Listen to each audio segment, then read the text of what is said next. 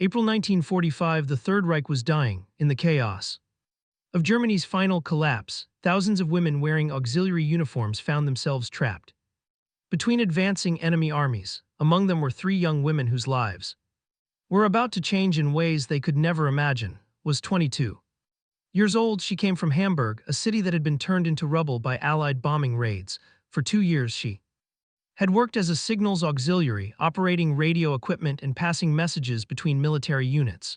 Her hands were calloused from Morse code keys. Her eyes were tired from reading coded transmissions by dim candle light. Just 3 weeks earlier, her commanding officer had gathered all the women in her unit into a cold basement. He handed each of them a small glass capsule. Inside was cyanide poison. "If the Canadians capture you," he said, his voice shaking, "use this. Death is better than what they will do to you." Had sewn the capsule into the hem of her coat. She touched it sometimes when she was afraid, which was every single day now. The officer had told them stories. He said Canadian soldiers were savages who tortured prisoners. He said they would beat the women, starve them, and force them to work in mines until they died. Believed him because she had no reason not to.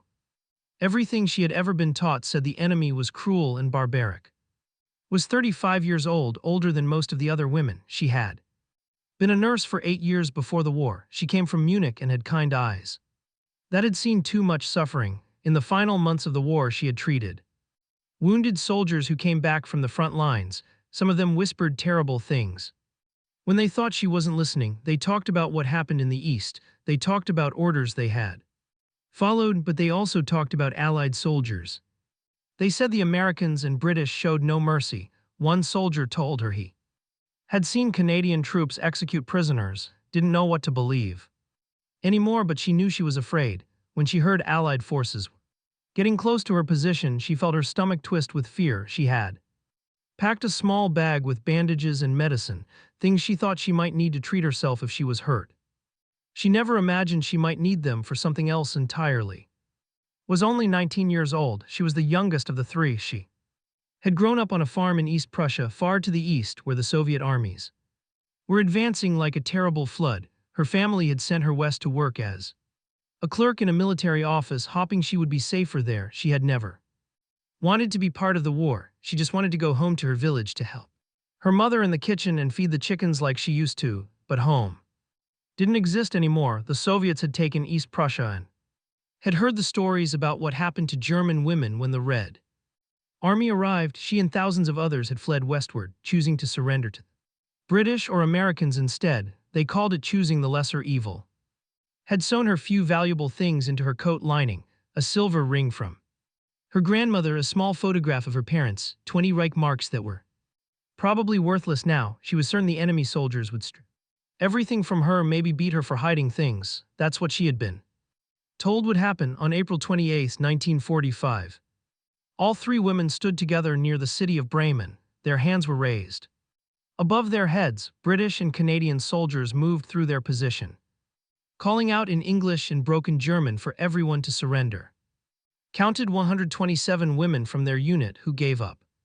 That day she waited for the gunfire, she waited for the screaming, she waited for the violence she had been promised would come, but it never did. A British sergeant walked up to them. He was young, maybe 25, with mud on his boots and tired eyes. He said something in German that she would remember for the rest of her life. "The war is over for you. You're safe now." Safe had turned that word over in her mind like a strange object she had never seen before. Safe was what they called enemy prisoners. Nothing in her training had prepared her for this moment. Nothing in the propaganda films she had watched or the speeches she had heard had mentioned this possibility. The soldiers didn't hurt them. Nobody hit them. Nobody screamed at them. They were just told to gather their things and get ready to move. Margarita watched a Canadian soldier help an older woman climb down from a truck because her knees were stiff with arthritis. Saw guards passing out water from real clean water, not making them drink from puddles. The three women exchanged confused glances. Where were the torture chambers they had been warned about? Where was the cruelty? Where was the hatred? They stood there in the spring afternoon, the smell of smoke still in the air from recent fighting, and faced a terrifying unknown. Everything they had been taught said one thing. Everything they were seeing said something completely different. Now they would be taken somewhere, to some camp Or prison. Now they would find out the truth. What came next? Would the kindness last, or was this just the calm before something terrible? They didn't. No, they couldn't know. All they could do was move forward into the unknown, carrying their fear and their confusion, and that one small word that didn't make sense. Safe. The first crack in their expectations came within hours of capture. The women were loaded onto British Army trucks, not the cattle cars they had imagined. Notice the canvas tops stretched over the truck beds, protecting them from the light rain that had started to fall. She touched the thick fabric, surprised it wasn't torn or full of holes. These trucks were meant to keep soldiers dry and comfortable. Why would the enemy waste such things on prisoners? The guards didn't strike anyone, not even when a 17-year-old girl became so frightened she started screaming and crying. A British corporal simply spoke to her in gentle tones, even though she couldn't understand his words. His voice was calm, like he was talking to a scared child, not an enemy soldier. Kept waiting for the violence to start. She kept her hand near the cyanide capsule in her coat hem, ready to use it if things turned bad, but nothing turned bad. The convoy of trucks rolled slowly along damaged roads heading toward the coast. The journey covered 90 and took 6 hours because so many bridges were destroyed. At each stop, something strange happened. The guards gave them water, real water in metal, clean and cool, not dirty water scooped from ditches or ponds. One guard even offered a cigarette when he saw her hands shaking. She didn't smoke, but the gesture confused her. Why would an enemy soldier share anything with a prisoner? During one rest stop, watched a Canadian soldier help an elderly woman down from the truck bed. The woman's knees had locked up from sitting so long. The soldier took her arm gently and guided her down step by step, making sure she didn't fall. Had seen German soldiers kick prisoners who moved too slowly. She had seen it and said nothing because she thought that was normal. But this Canadian soldier treated an old enemy woman like she was his own grandmother. It made no sense. When they reached the port, they saw something that made all three women stop and stare. Mountains of Red Cross packages were being loaded onto a transport ship. The boxes were stacked 4 meters high, reaching almost to the ship's deck. Whispered to, asking if this was propaganda staged for their benefit. Maybe there were cameras hidden somewhere recording this scene to show the world how well Germany treated prisoners. But there were no cameras, no officers making speeches, no photographers. Just workers loading supplies with quiet efficiency. Like this was something they did every day. The Red Cross packages were real. The women could see the red crosses painted on the white boxes. Inside those boxes, they knew, were food and medicine and blankets, more supplies than most German cities had seen in years. The crossing from the German port to England took 14 hours aboard converted troop transport ship. The women had expected to be locked in the ship's hold, down in the dark below the water line where cargo was usually kept. Instead, they were assigned bunks, real bunks with thin mattresses, not just a concrete floor. The space was crowded. 200 women were packed into a room meant for 120 soldiers, but they had bunks. They had blankets. Couldn't make sense of it. She had visited prisoner camps in Germany where people slept on bare concrete in rooms so cold you could see your breath even in summer. Why would the enemy waste blankets on German prisoners? During the crossing, they received their first meal as prisoners of war. British sailor brought around tin bowls of stew. The smell made stomach growl. She couldn't remember the last time she had smelled real cooking. The stew had actual chunks of meat in it, pieces of potato and carrots.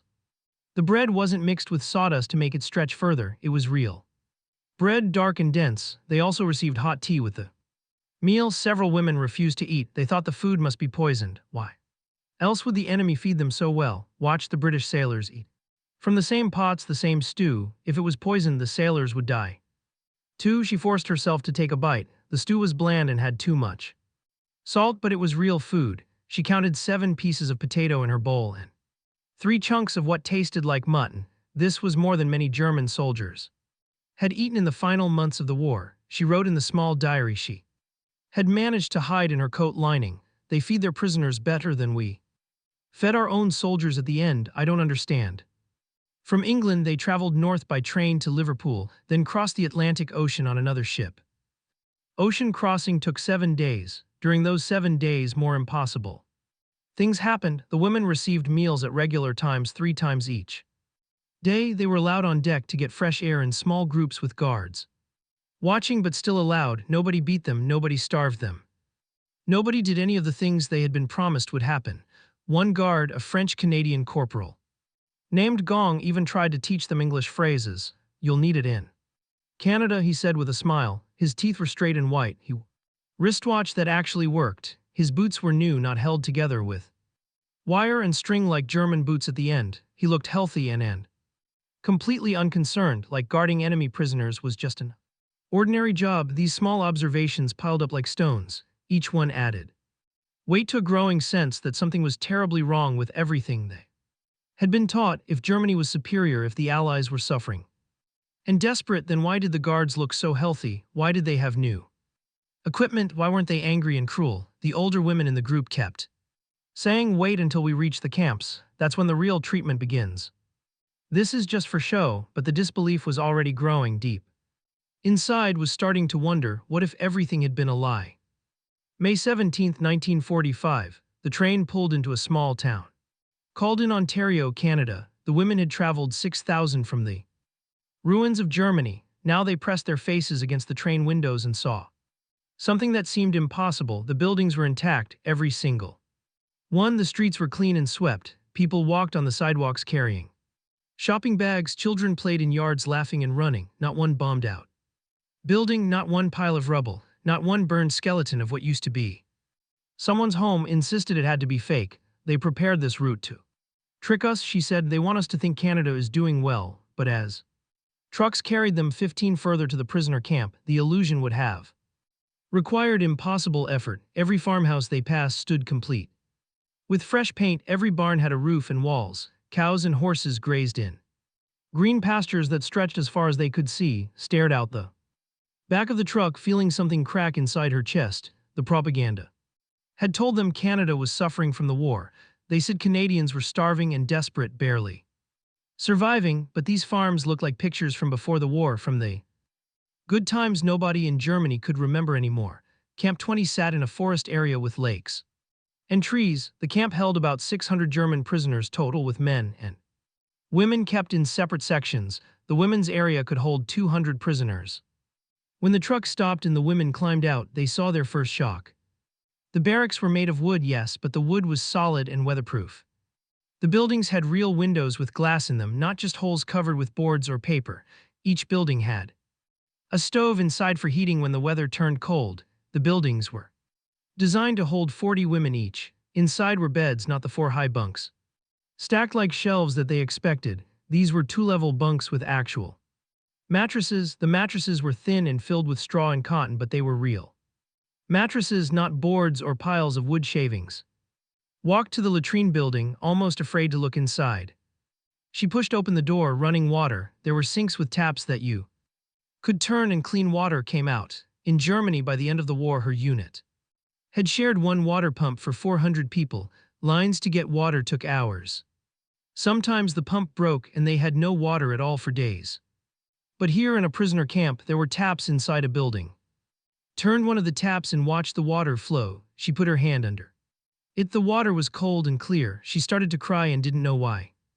The second shock came at their first meal in camp. The women lined up outside the kitchen building, expecting watery soup or maybe a crust of bread.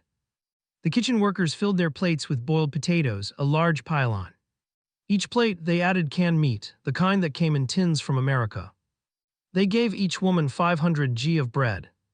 Back in Germany, civilians were lucky to get 200 g of bread in a whole day. Here, prisoners got 500 g in one meal. There was margarine to put on the bread. There was tea with real sugar, not the fake sweetener that tasted like chemicals. Stood holding her plate, tears streaming down her face. "This is more food than my mother ate in a week," she whispered.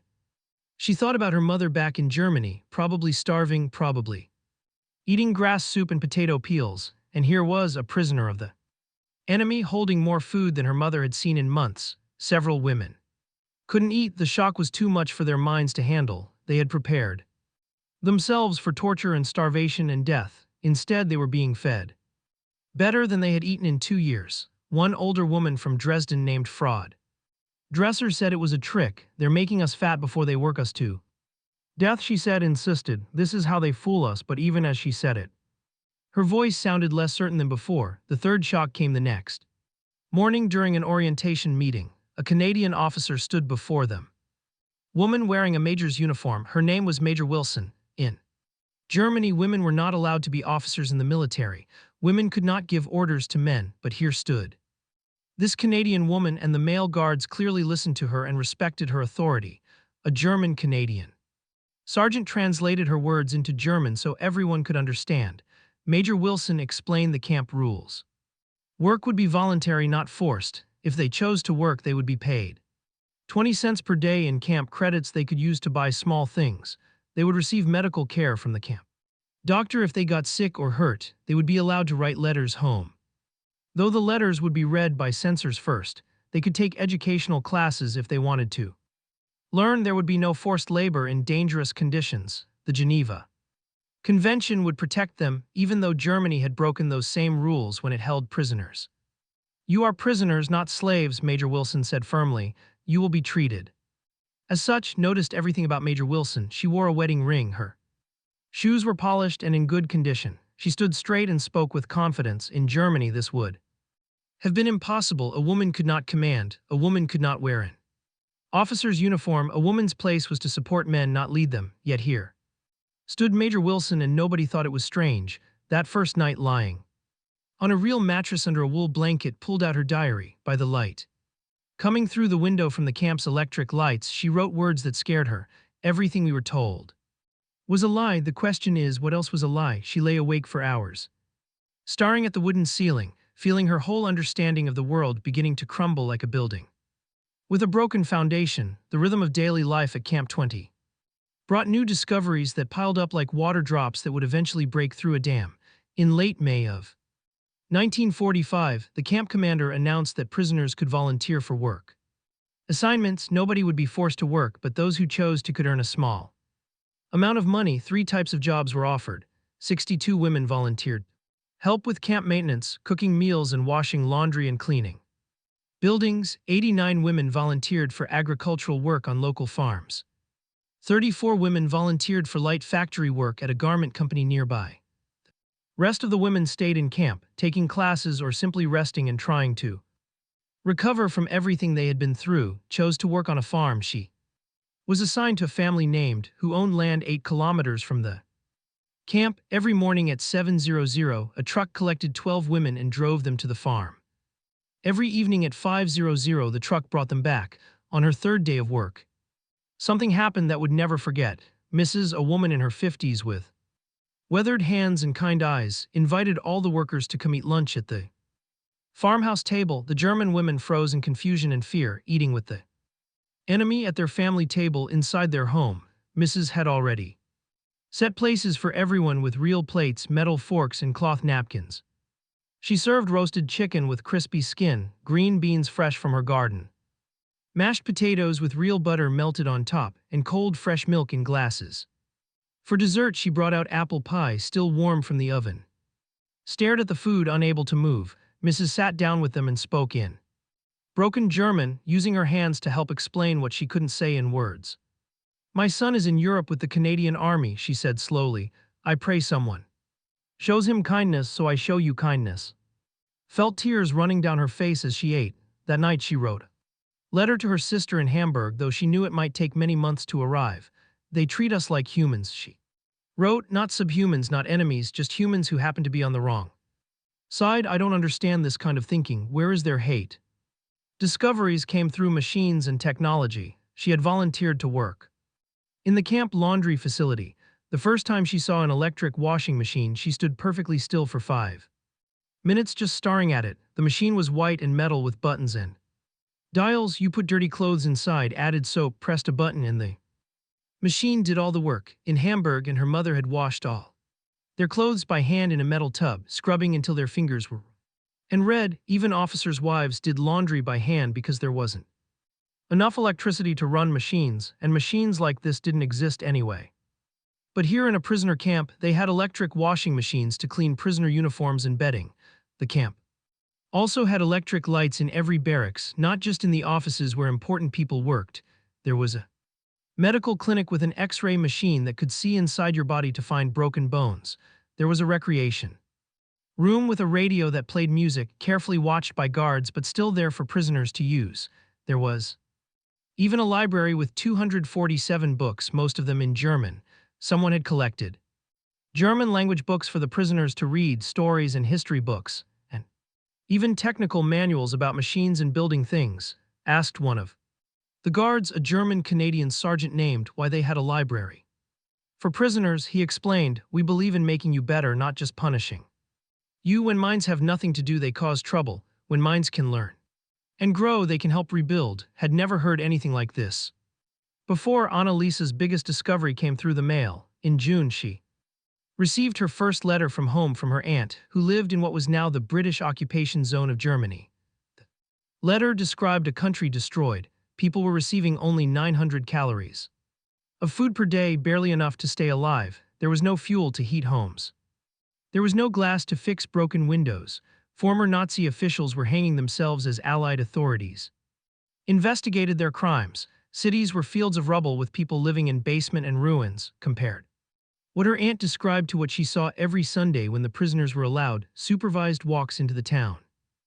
She had counted 47 different products on the shelves in the grocery store, 47 different things you could buy, from soup to soap to candy.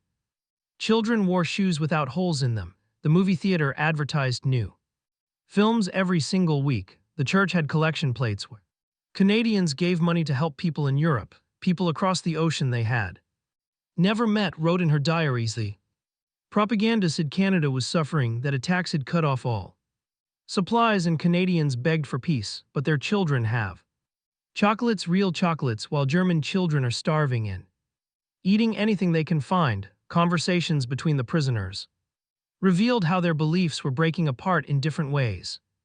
Young women liked and were changing quickly. They asked questions. They watched everything carefully. They tried to learn English from guards, who were surprisingly patient with their mistakes, but older women, especially those who had been members of the Nazi Party, resisted harder. Fraud Dresser, who was 51 years old, insisted everything was propaganda. They're trying to corrupt us, she said. They want to make us forget our duty to the fatherland, but even Fraud Dresser couldn't explain some things. The camp received inspections from the Red Cross every single month. International observers came and checked the conditions. July, a man from Sweden interviewed 23 women chosen randomly. His report said the conditions met or went beyond what the Geneva Convention required. Prisoners appeared healthy and nobody reported abuse or mistreatment. The gap in technology became impossible to ignore when several women were allowed to work at a garment factory in the nearby town of. They saw things that shocked them. The factory had 47 electric sewing machines in one room, all running at the same time. There were machines that cut fabric automatically. The lighting was so bright it removed all shadows. Temperature was controlled to keep workers comfortable. Went on a tour of the factory and asked the foreman a question: how did you build all this while fighting a war? The foreman laughed. Build it. This factory has been here since 1938. The war barely touched our industry. We just switched from making dresses to making uniforms. The meaning of his words hit like a punch. Germany had thrown everything into making weapons and tanks. They had gutted their civilian factories. They had rationed food until people starved, and they had been told they were winning, that they were superior, that their enemies were suffering worse. But Canada had fought wars on two oceans, had sent hundreds of thousands of soldiers overseas, and still kept an economy that produced abundance even in wartime. The truth was becoming impossible to deny. Each small thing, each machine, each meal, each act of unexpected kindness chipped away at the foundation of everything they had been taught. But the dam hadn't broken completely yet. That would require something more powerful than just observations. It would require something sweet. Saturday, September 15, 1945, the moment that would shatter everything, came on an ordinary autumn morning. The war in the Pacific had ended on August 15th when Japan surrendered. Victory over Japan Day had been celebrated across Canada with fireworks and parades in relief that finally, after 6 years, all the fighting was over. At Camp 20, the mood among the guards had shifted from wartime watchfulness to something more relaxed. The war was done. These German women weren't enemies anymore, just people waiting to go home. On Friday evening, Major Wilson made an announcement. Tomorrow morning, there will be a special breakfast to celebrate the harvest season. Attendance is voluntary. 8:00 in the main dining hall. Most women assumed this meant extra food, maybe. Some canned fruit, nothing prepared them for what they would find. At 7:45 in the morning, 143 women walked into the dining hall and stopped dead in there. Tracks, the tables, which were usually bare wood, were covered with white cloths, real tablecloths, not cut up sheets or paper. Each place at the table had been set with proper dishes, metal forks and knives instead of the usual tin and cloth napkins folded into neat triangles, but that wasn't what made his breath catch in her throat. It was the smell, sweet and rich and buttery, a smell she had almost forgotten could exist, the smell of plenty, of abundance, of a world. Food was made not just to survive but to enjoy. The kitchen staff, both Canadian workers and volunteer prisoners, brought out the food on large serving platters, pancakes, not the thin, awful crepes they had choked down in Germany, made from potato flour and water in desperation. These were real pancakes, golden brown and fluffy, stacked 3 high on each plate. Each pancake was about 18 across, thick and soft. There was bacon, actual pork bacon, crispy and fragrant, 4 strips for each person. Would later calculate that each woman was receiving more meat in this one breakfast than most German civilians had seen in an entire month. There was fresh butter. Not margarine or the chemical spread that tasted like soap, real butter in small bowls on each table, yellow and creamy. Then came the maple syrup. This was the moment everything changed. Sergeant, grinning like a proud father, placed a glass bottle on each table. The liquid inside was dark amber, thick and beautiful, catching the morning light that streamed through the windows.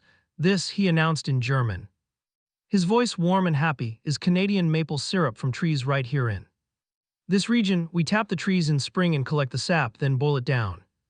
It takes 40 L of sap to make just 1 liter of syrup. It's sweet, it's ours. And today, girls, today it's yours too. He used the informal German word for girls, the same word a father might use with his daughters. He showed them how to use it, pouring the thick syrup over his own pancakes, watching it pool in the spaces and soak into the golden surface. Was the first to try it. Her hand shook as she picked up the bottle and poured a tiny amount over her pancakes. She was careful, as if it might be rationed, as if using too much might result in punishment. She cut a small piece of pancake with her fork, lifted it to her mouth and bit down. The sweetness hit her like a physical blow to the chest, pure and rich and natural. Not the bitter fake sugar they had used in Germany, not chemicals or substitutes. Real sugar, concentrated from tree sap through a process so careful and time-consuming it seemed impossible during wartime. She began to cry. With 2 minutes she wasn't alone, sat across from and watched her into her napkin, then poured her own syrup, took her own bite and felt tears running down her cheeks before she could stop them. The taste was almost too much to bear. It was sweet, yes, but it was more than that. It was proof. Proof that everything had been a lie. The strong nurse who had held dying soldiers in her arms, who had kept her composure through bombing raids and retreats and the collapse of everything she knew, put her face in her hands and wept like a child. Around the room, 143 German women prisoners of war were crying, not from sadness or fear but from something far more devastating, the complete destruction of everything they had been told about the world. The moment crystallized like ice forming on a window. These so-called barbaric Canadians, these supposedly inferior colonials, these people they had been taught to view as lesser, had taken sap from trees and boiled it for hours to create something purely for pleasure, not necessity, and then they had shared it with prisoners, shared it with enemy prisoners who, if the war had gone differently, might have been part of the system that killed Allied soldiers. They had done this not because they had to, not for propaganda purposes. There were no cameras in the dining hall, no reporters, no newsreel crews, just women and guards sharing a Saturday morning breakfast. They had done it because it was Saturday, and Saturdays meant special breakfast. And weren't these people deserving of Saturday pancakes too? Would later write in her diary words that would take her hours to compose because her hands kept shaking. In that moment, with maple syrup on my tongue, I understood that everything, absolutely everything, had been a lie. Not a small lie or an exaggeration, but a complete upside-down inversion of reality. We were told we were the superior race. We were told our enemies were weak, degenerate, and suffering. We were told our sacrifices were necessary because we were surrounded by inferiors who wanted to destroy our greatness, but people who are weak don't share maple syrup with prisoners. People who are suffering don't have flour and eggs and bacon to spare for enemy combatants. People who are degenerate don't take time to fold napkins into triangles for women they would have been justified in hatting. I realized we weren't the superior ones. We were the ones who had been starving our own people while our leaders ate well. We were the ones who had bombed cities to rubble. We were the ones who had built camps, not camps like this one, but camps where people were. I couldn't even form the thoughts yet, and these Canadians, these supposedly inferior people, had won not just the war, but had won while keeping their humanity. They had won while still having enough to share. They had won while treating their enemies with more dignity than we had treated our own citizens. The syrup was sweet, but the truth was bitter, and I could never unknow it. Sergeant watched the room full of weeping women and felt his own throat tighten. Clear's throat. He had expected happiness, maybe gratitude and thank yous, not this. Major Wilson appeared in the doorway, took in the scene with experienced eyes, and quietly understood.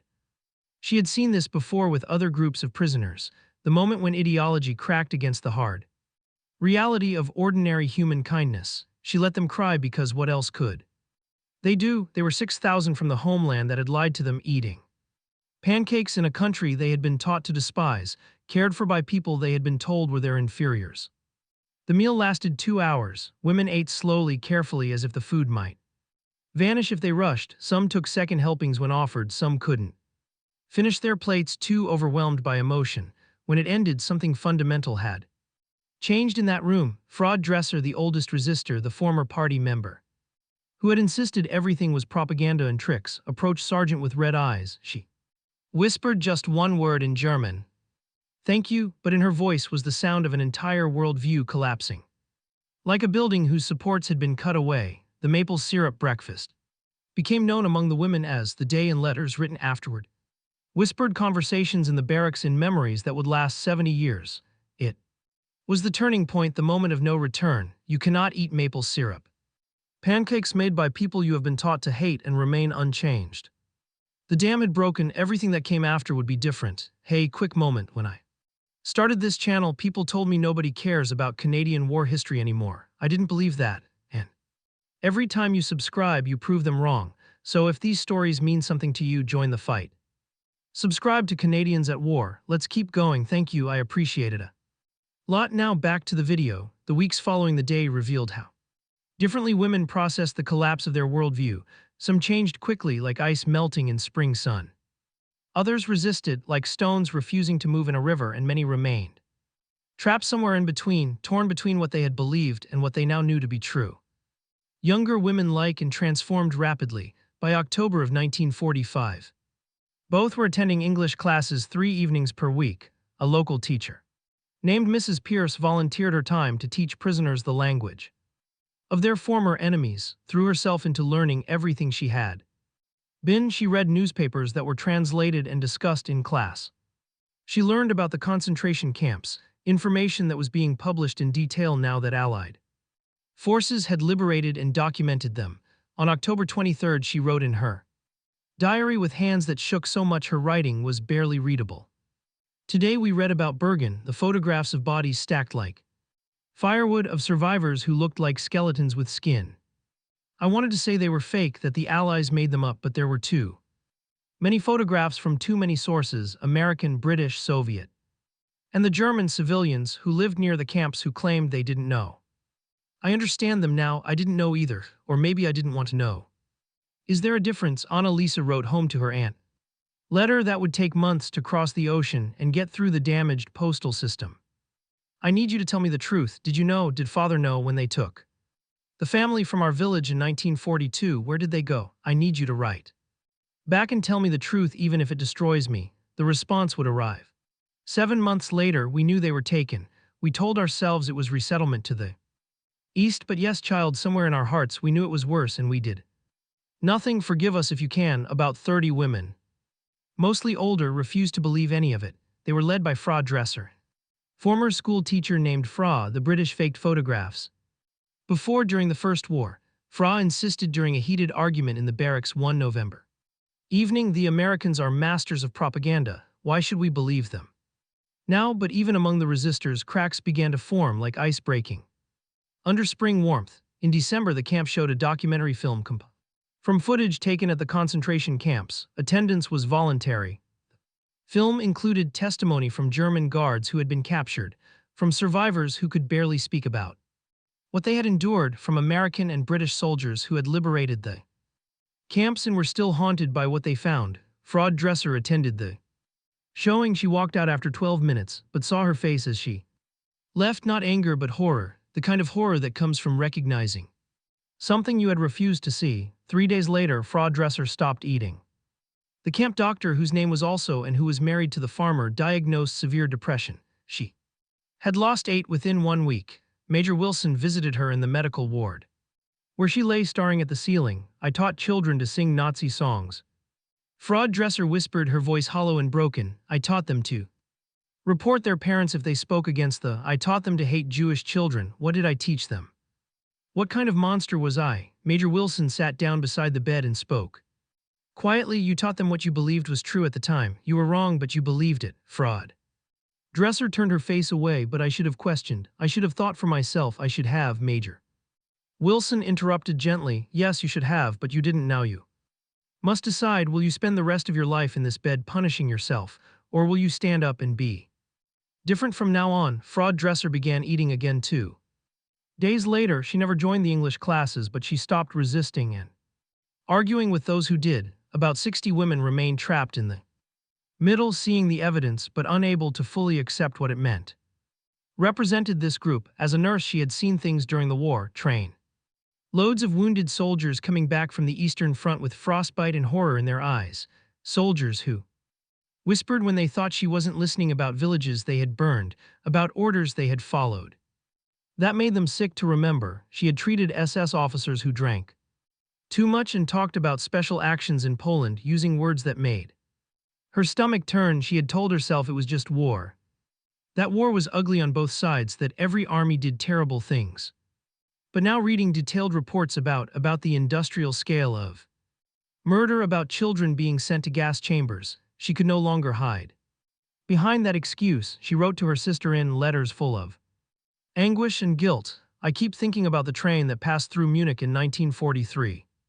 We heard it was carrying prisoners east. We smelled something terrible, something dead and rotting. We saw hands reaching through the wooden slats of the cattle cars. We did nothing. We told ourselves it wasn't our concern, that we couldn't help anyway. But what if those hands belonged to children? What if I walked past and did nothing while children were being taken to their deaths? Arguments in the barracks grew heated as women struggled with what they were learning. One November evening, and Fra had a shouting match that brought guards running. You're young and you don't understand, snapped her face red with anger. You don't remember the Versailles Treaty that humiliated us. You don't remember the hyperinflation when our money became worthless. You don't remember the chaos of V that saved Germany from communism and starvation. Shouted back louder than she had ever spoken to an older woman. He saved us into destruction. Look at Germany now, divided among 4 foreign powers. Millions dead, cities reduced to rubble. How is that salvation? His voice rose higher. The Allies destroyed Germany, not us. Was shaking with fury now. We destroyed Germany. We started the war. We chose to follow a madman, and now we're paying the price. She stopped suddenly, aware that Canadian Guard Corporal was standing in the doorway, quietly backed away and left. He had heard enough of these arguments to know when to give the women privacy to work through their demons. The guards responded to all this transformation in different ways. Some, like Sergeant and Major Wilson, handled it with professional compassion. They understood these women were processing deep trauma, that having your entire understanding of the world collapse was painful and difficult. Others struggled more. Corporal Davis, whose brother had been killed at Dieppe when Canadian forces attempted to raid the French coast, found it harder to watch. He remained correct and professional in his duties, never abusing his authority, but he kept his distance emotionally. He couldn't quite forgive, even though he tried. Sergeant wrote to his wife back home letters that revealed his own conflicted feelings.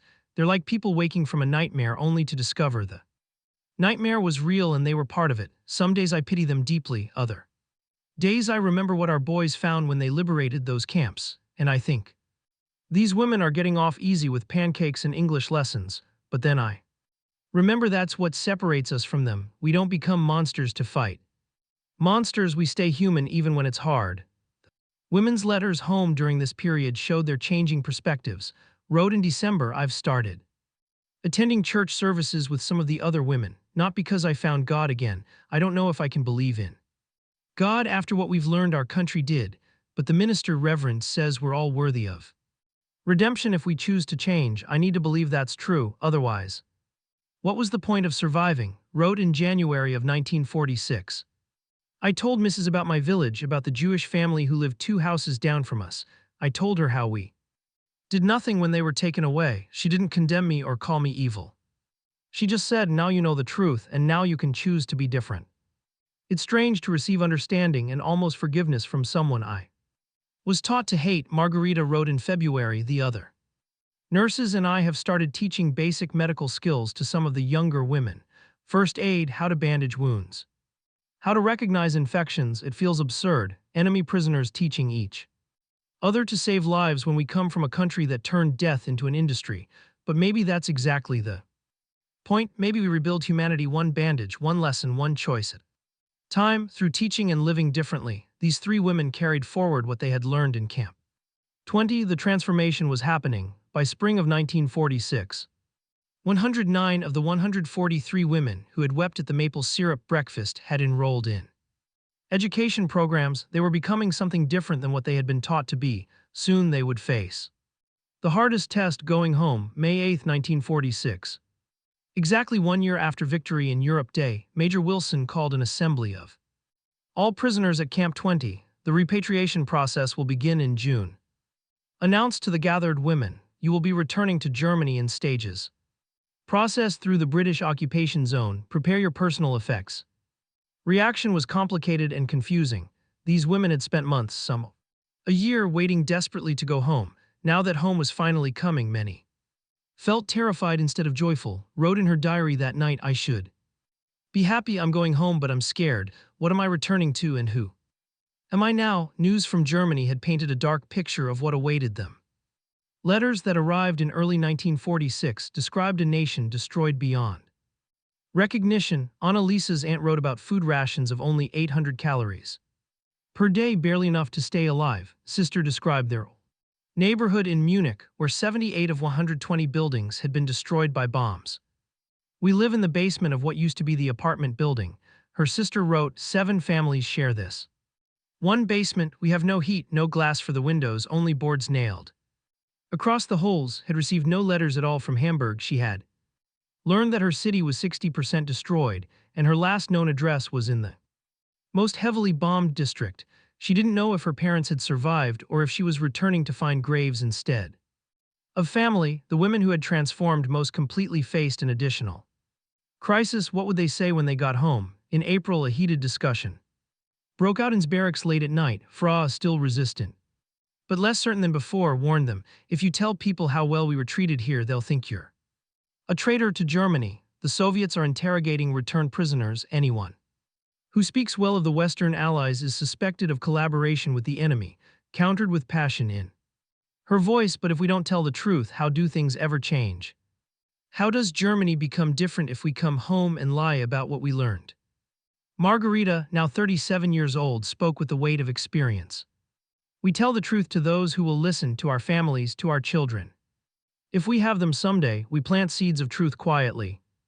We don't throw our lives away by being loud martyrs, but we also don't become liars. We choose the middle path. Final interactions with their captors carried heavy emotion. In late May, Mrs. visited the camp to say goodbye to Margarita and the other women who had worked on her farm. She brought a parting gift for each of them, a small jar of maple syrup wrapped carefully in paper. Take this home, she said, tears in her eyes. When things are hard, when you remember only the terrible parts of the war, taste this. And remember that kindness exists in the world. Even between enemies, kindness is possible. Margarita hugged her, a profound gesture between former enemies, and whispered, halting English, thank you for showing me a different way to be, Sergeant. Organized a farewell social evening in early June. Guards and prisoners gathered in the recreation hall where someone had brought a gramophone. They played music. Miller and Benny Goodman, and even some German folk songs. Asked who had remained distant and professional throughout to dance with her. He hesitated, then agreed, and as they swayed awkwardly to the music, he admitted something. I wanted to hate you. My brother died at Juno Beach on D-Day. I wanted to hate all of you. Felt tears on her face. I'm sorry, I can't undo what was done or bring your brother back, but I can promise to be different, to live differently. Nodded slowly. I suppose that's all any of us can do now. The journey home began. June 15, 1946, the 143 women from the maple syrup breakfast along with others from camp, 20 were transported to Halifax. Convoy, 503 total prisoners traveled together, retracing the route they had taken a year earlier, but now they saw Canada with completely different eyes. On the train to Halifax, stared out at the passing farms and forests and whispered to, a year ago I thought all this prosperity was fake, staged just for us to see. Now, understand, this is just how they live. They won the war and it barely touched their homeland at all. The Atlantic crossing took 8 days aboard a converted Liberty ship. Conditions were crowded with 800 German prisoners total, both men and women from various camps across Canada, but the conditions were adequate. They received 3 meals daily, were allowed access to the deck in shifts, and had medical care available. One evening, standing at the rail watching the sunset paint the ocean red and gold, Margarita stood next to a male prisoner from a work camp in New Brunswick. What will you tell people back home? He asked her quietly. Sought for a long moment before answering the truth, that we were wrong, that we were lied to by our leaders, that the people we thought were inferior showed us more humanity than we showed ourselves or our own citizens. The man shook his head. They'll call you a traitor for saying such things. Shrugged. Maybe, but I've been called worse things during this war, and those accusations weren't true either. Arrival in Britain came June 24, 1946. They docked at Southampton and were processed through a massive British repatriation center that handled thousands of German prisoners every month. Here they received more concrete news of home. Germany was divided into 4 occupation zones controlled by America, Britain, France, and the Soviet Union. The Nuremberg trials were ongoing, prosecuting major war criminals. Programs were sorting former Nazi Party members into categories of guilt and responsibility. Learned that Hamburg was in the British zone, which was a relief. Still, no word about her parents. Transfer to Germany happened in stages over the next week. On July 3, 1946, and along with 247 other women crossed into the British zone of Germany by train. The moment they crossed the border, everything changed. The landscape was devastated. Entire towns reduced to fields of broken bricks and twisted metal, bridges blown apart with only temporary wooden structures replacing them. Factories were gutted shells, rail lines were barely functional, patched together with salvaged parts, and the people were even worse, gaunt faces with hollow eyes.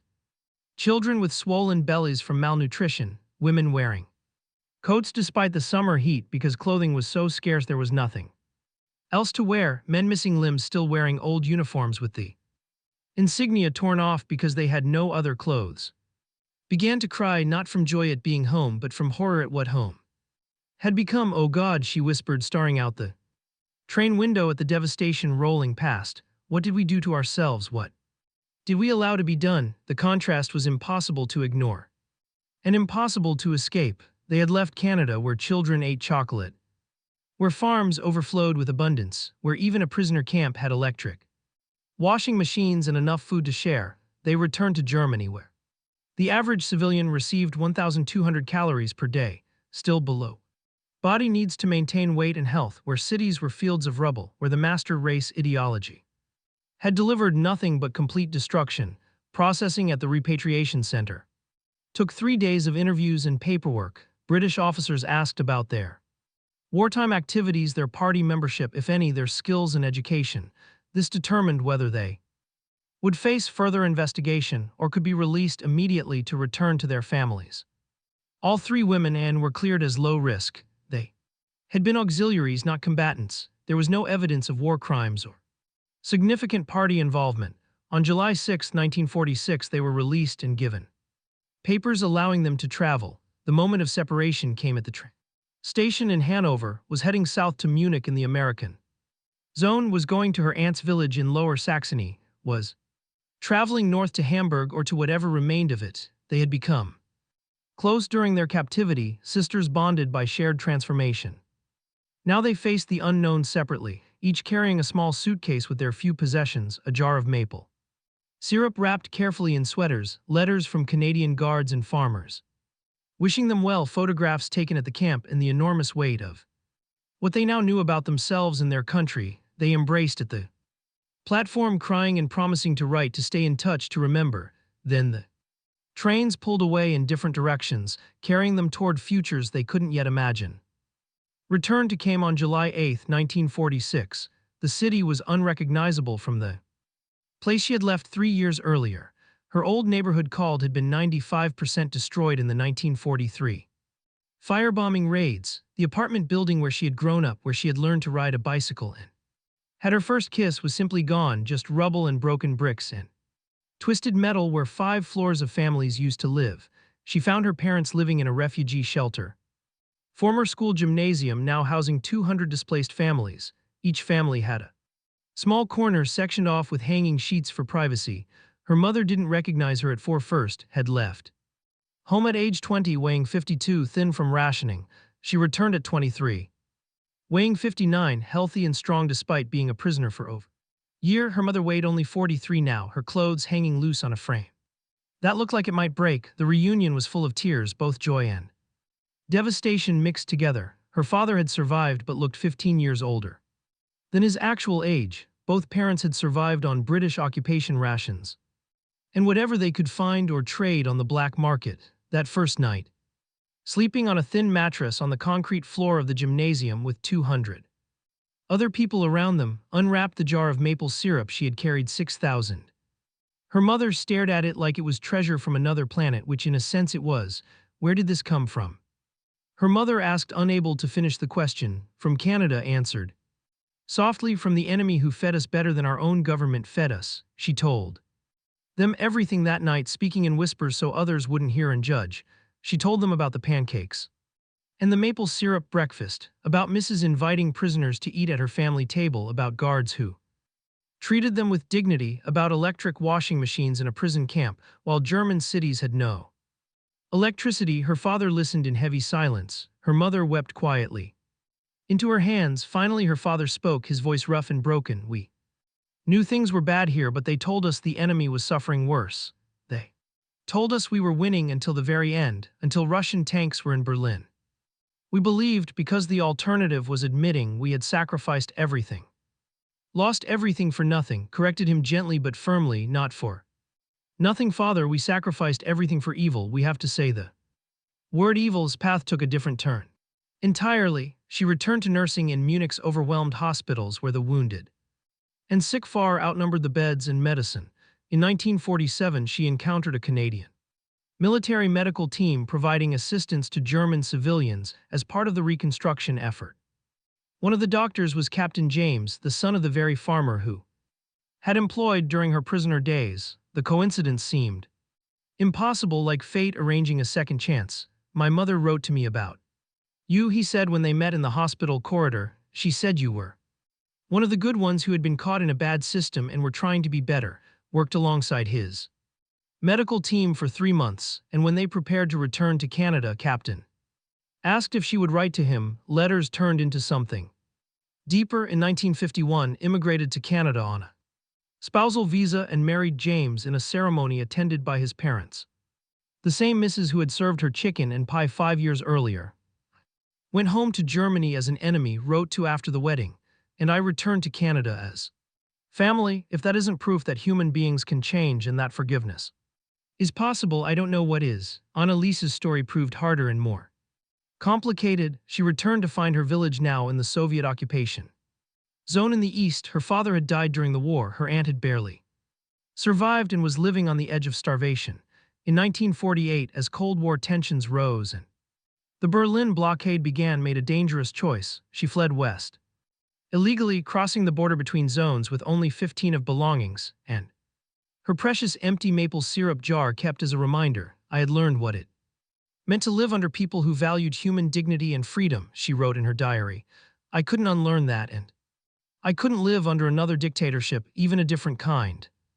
She settled in Frankfurt, found work as a clerk, and in 1952 began teaching English to German children, using the same patient methods Mrs. Pierce had used to teach her back in Camp 20. Her students in the 1950s and 60s would remember her as strict but deeply fair, and she always emphasized one lesson: Above all others, learn the language of former enemies. It makes creating new enemies much harder. In 1955, and her husband Ernst, former prisoner who had spent 3 years doing farm work in Scotland, had their first child. They named their daughter after Mrs. Pierce, who had taught English and opened her mind to new ideas when was old enough to ask questions about the war. Told her the truth, adjusted for her age but never lying, she explained. What Germany had done, what the propaganda had hidden, what ordinary people had failed to question until it was too late. Never believe someone who tells you that you are superior to other people, she taught her daughter, holding her small hands. That belief is how they make you participate in evil things. In 1985, on the 40th anniversary of victory, Europe Day, something remarkable happened. Sergeant, now 68 and retired, organized a reunion at the site of former Camp 20. The camp had been taken apart in 1947, and the land returned to forest and farming. Small historical markers showed where it had stood. Traveled from Germany with her daughter and two. Margarita came from her home in Calgary, though her husband James had passed away 3 years earlier, now 59 and struggling with health problems made the difficult journey. Also attending were children and of guards of Mrs., who had died in 1978, and Mrs. Pierce herself, who came in person at 81 years old.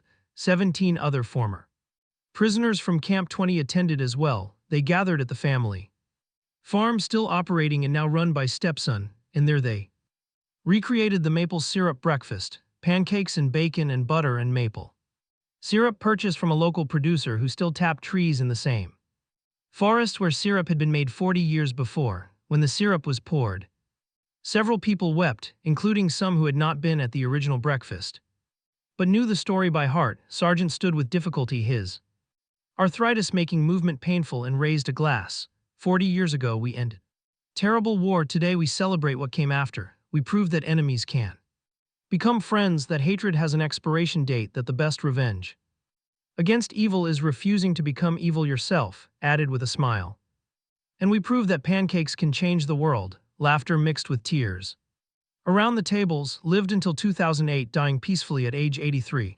In her final interview 2 years before her death, she was asked what people today should learn from her story. She thought for a long time, her old hands folded in her lap before answering. The most dangerous lie is believing you are better than other people simply because of where you were born or what race you are. That lie justified everything Germany did, the war, the camps, the destruction of our own country. Once you believe you're superior, you can justify any evil done to those you call inferior. But we weren't superior. We were just people who had been lied to successfully and who chose to believe those lies.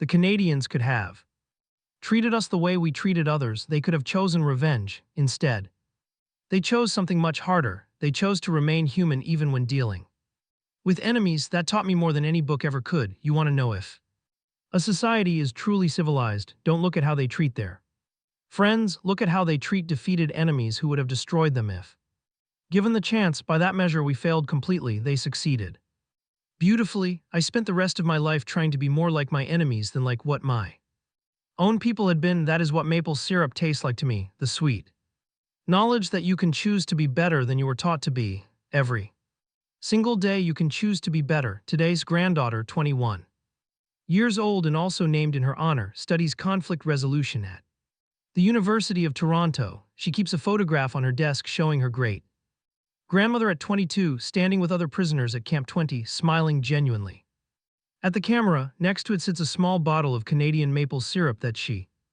buys fresh each year on the anniversary of that September breakfast. When her roommate asked why she keeps it, Young explained, because my great-grandmother learned that enemies can become friends if you choose curiosity over hatred, because Pancakes changed her life and taught her that kindness is not weakness but strength, because we live in a world that still desperately needs that lesson, because the most powerful weapons are not bombs or bullets but small acts of unexpected humanity that crack open closed minds. And because maple syrup on pancakes is delicious, and deliciousness is a form of hope, the story endures because the lesson remains true. Choose to be better than you were taught to be. That is the taste of a better world.